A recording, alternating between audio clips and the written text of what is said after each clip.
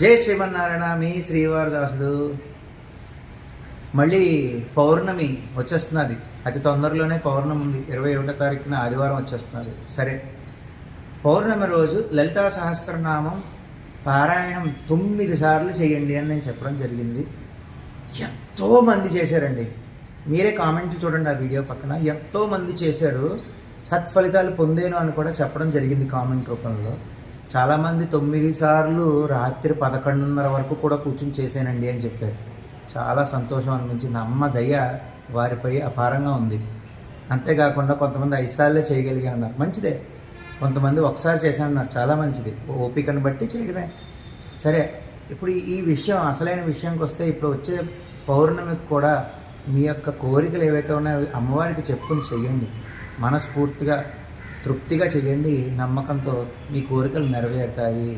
గుర్తుపెట్టుకోండి, మనం లలిత సహస్రనామం చదువుతున్నప్పుడు అక్కడ అమ్మవారు మనల్ని స్పర్శించిందా అన్నంత భావన కూడా ఏర్పడుతుంది. మీరు అబ్జర్వ్ చేస్తే బాగా.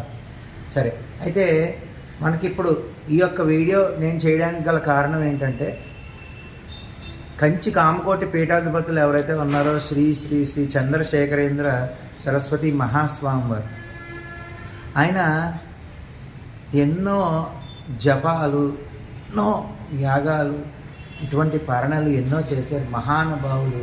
ఆయన నడిచే దేవుడిగా పేరుగాంచిన స్వామివారు. ఆయన నోట్లోంచి లలితా సహస్రనామంలో నుంచి చాలా అతి శక్తివంతమైన కొన్ని నామాలు, అంటే 7 నామాలు చెప్పడం జరిగింది.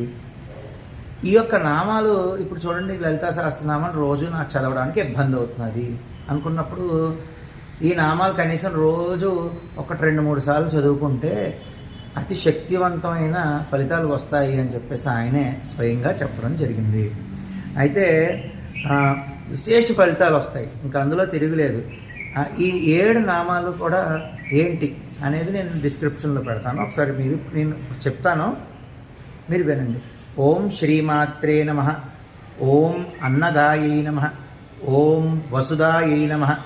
ఓం సచామర రమావాణి నవ్య దక్షిణ సేవితాయై నమః. ఓం కటాక్షకింకరీ భూతకమల కోటి సేవితాయై నమః. ఓం శివశక్త్యైక్యరూపిణ్యై నమః. ఓం లలితాంబికాయై నమః. ఇవి 7 నామాలు. స్వామివారు చెప్పినటువంటి ఈ నామాలతో